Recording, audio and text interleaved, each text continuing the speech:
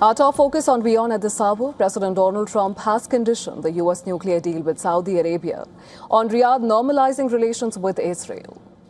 Now, a day after the deal was signed, Trump said that the deal would take effect only if Saudi Arabia joined the U.S.-brokered Abraham Accords. Saudi Arabia has long rejected joining the Accords until a Palestinian state is recognized.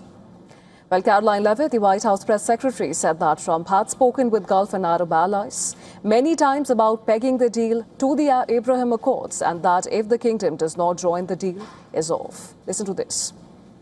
He wants to see these countries sign the Abraham Accord. It was one of the most historic accomplishments of his first term, and it continues to be a long-term goal of his to expand those accords to ultimately come to a place where the Middle East can be a peaceful and stable region.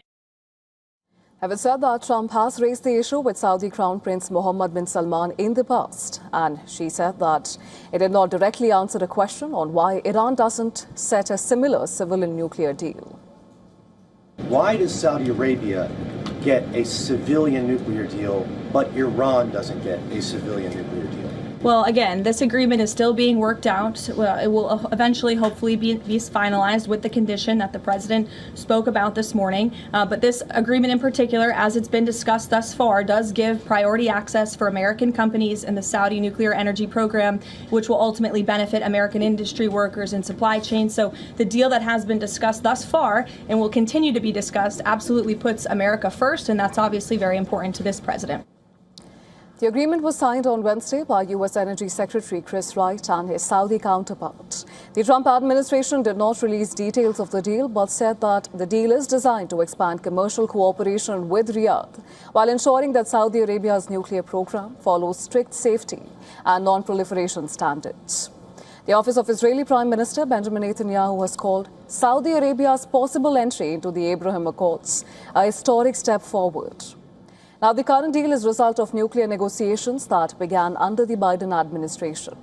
The broader discussions included a defense treaty and required Saudi Arabia to sign a peace deal with Israel.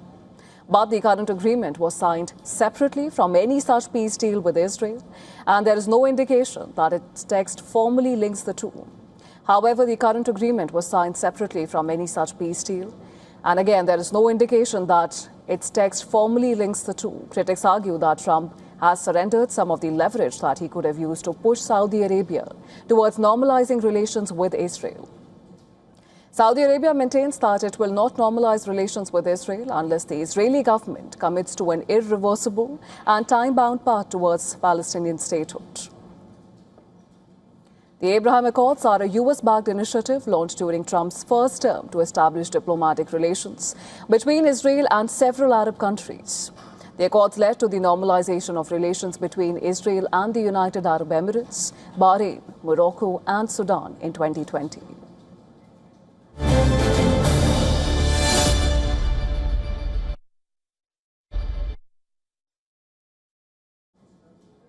And to discuss more, we are now being joined by Chris Blackburn. He's a security analyst from London.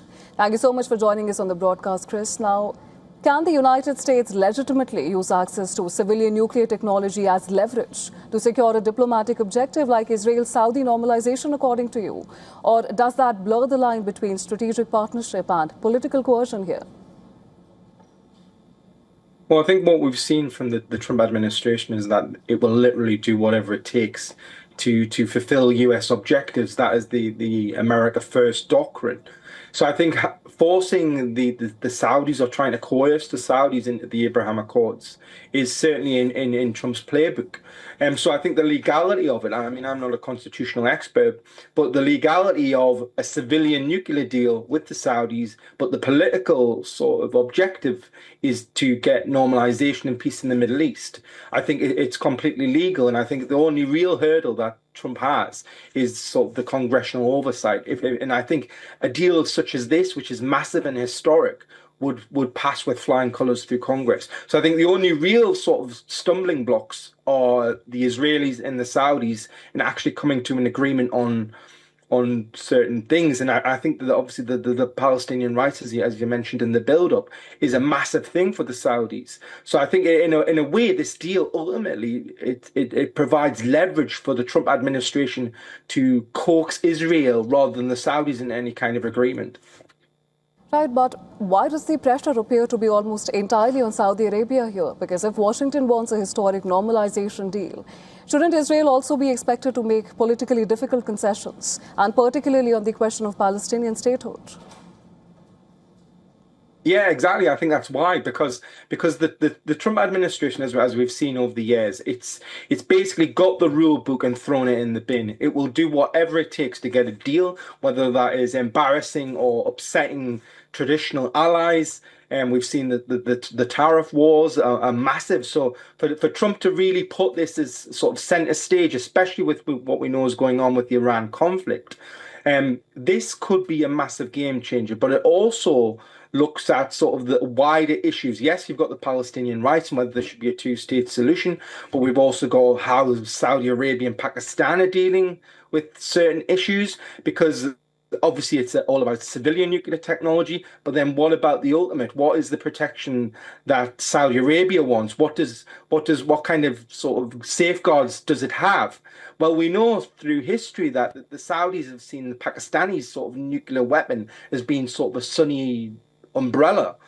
So we've got all these defense pacts. So there's all these different sort of factors that go into this program. But I think for the Trump administration to go out and say, listen, we want Saudi Arabia back in the camp, back being part, and we want US to sort of dominate the civilian side of things. I think it's a massive move for the United States, and I think they will coax both the Saudis, the Israelis, and potentially the Pakistanis on it.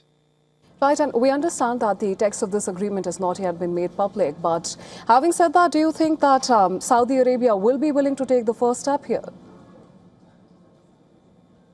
Yeah, I think they will. I think before the Iranian conflict, well, the second round of it, I think we were beginning to see that.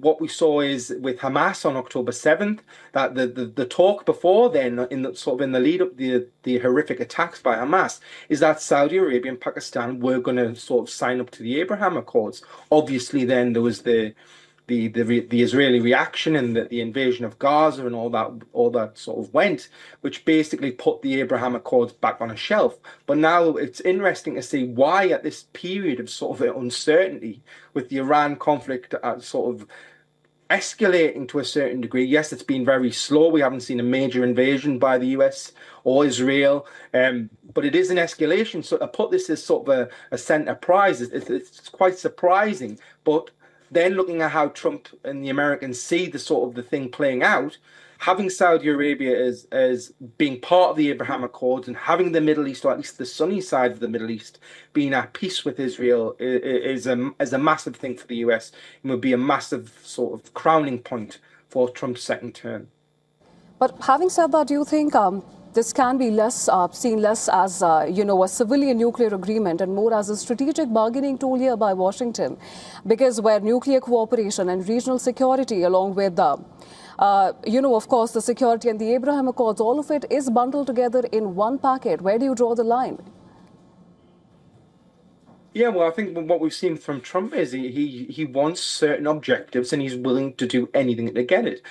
So I think that this new sort of Abraham Accords and getting the Saudis to sign up with it is part of, well, it looks sort of strange to everyone else and it looks like coercion, but as we've seen through Trump's second term, he's willing to do things that are pretty wild and that are sort of not within international norms. So I think if the US can sort of pressurize the Saudis into agreements, I think the Saudis will fire back and say, well, listen, we want the Israelis to do this, this, and this. So it's complicated, but in a way it's effective because it does provide leverage on both the Israelis and the Saudis. This is still a developing situation and we'll have to wait for more official statements to come out on this. But Chris, thank you so much for joining us on the broadcast and sharing your perspective on this. Thank you.